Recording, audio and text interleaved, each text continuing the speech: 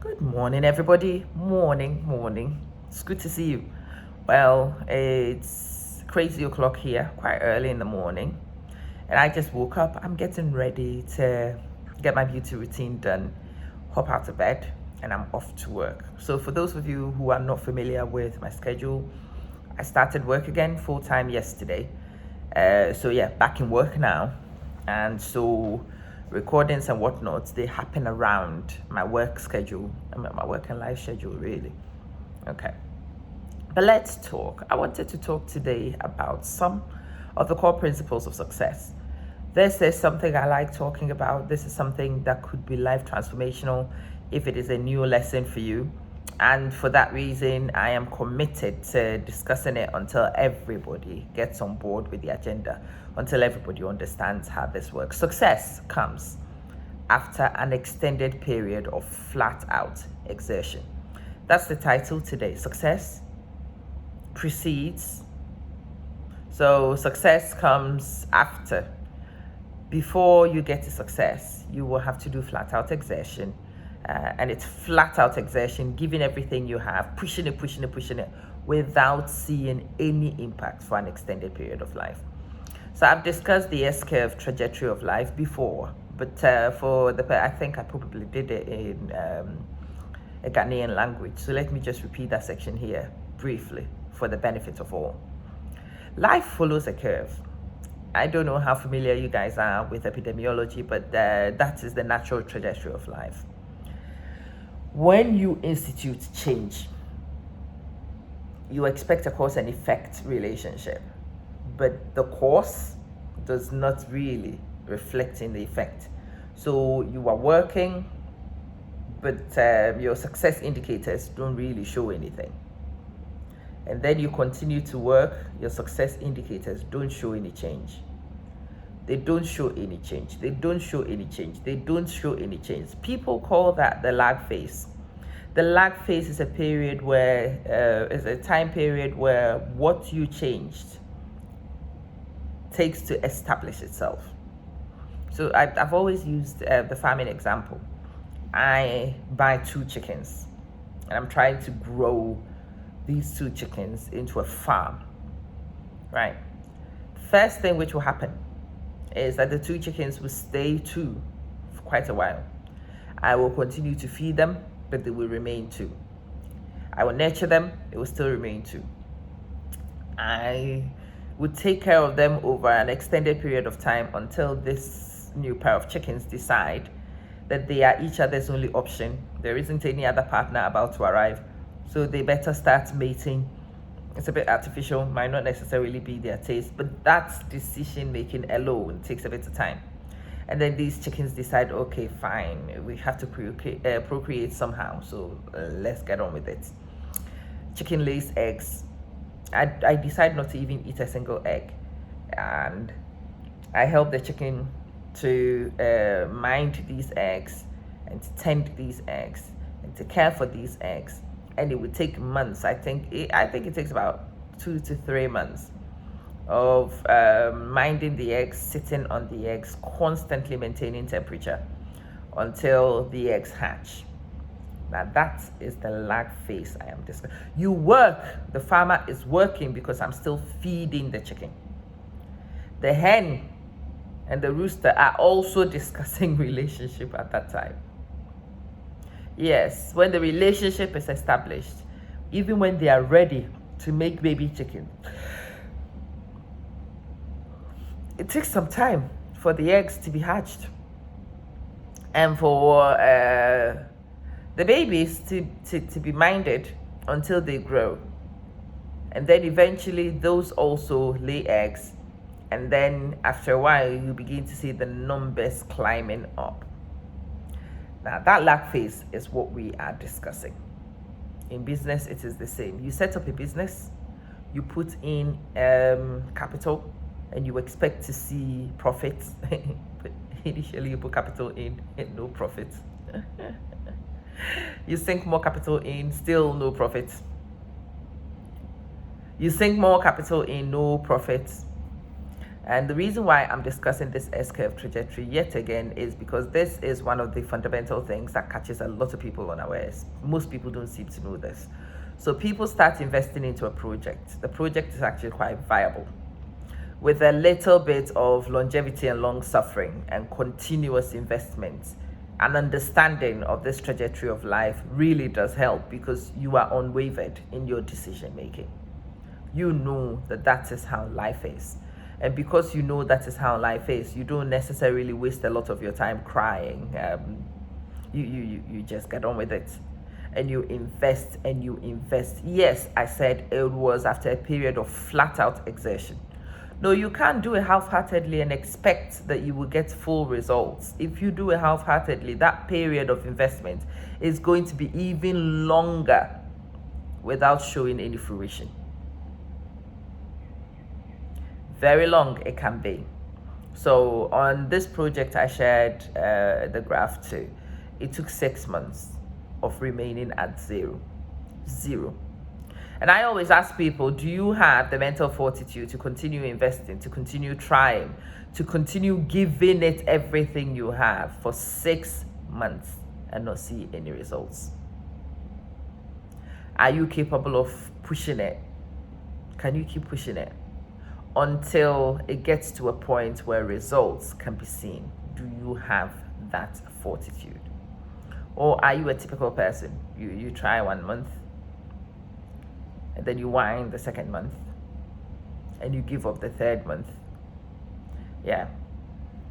In Napoleon Hill's book, Get Rich or which was his books was that? It's in one of his Think Rich. In that book, he actually shared one of the stories he shared, which was quite powerful for me, was 3 Feet from a Pot of Gold. If you've not bought the book, I highly recommend that you do go get the book. I will read segments of the book again as part of my readings. I've not read it for a while, but yeah, I'll try and make a recording of it, if not tonight, sometime tomorrow, and put it out. 3 Feet from a Pot of Gold was a story of a gold prospector. So this guy, he comes from a good family. His family is quite supportive. He's a very intelligent guy, so he does some calculation.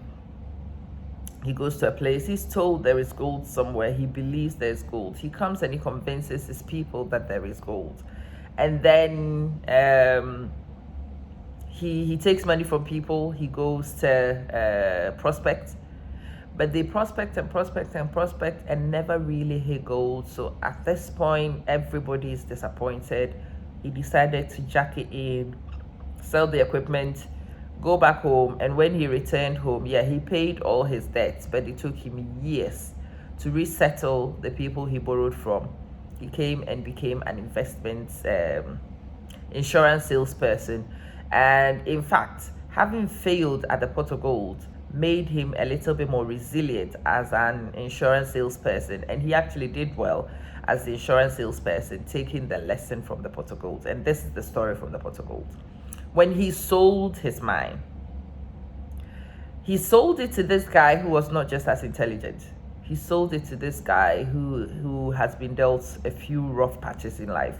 This guy who has very little to lose. This guy who was willing to commit the rest of his life digging. Success was not something everybody was expecting overnight from this guy. So he had the benefit of patience and just going through it. The funny thing is, this guy, the second prospector, only had to dig 3 feet. And the gold, which had eluded the other guy for months, for years, was right there in the quantities the guy said that there would be. Exactly as the guy had planned and prospected, as would profit the guy to repay all his debts and whatnot. He stopped 3 feet from a pot of gold.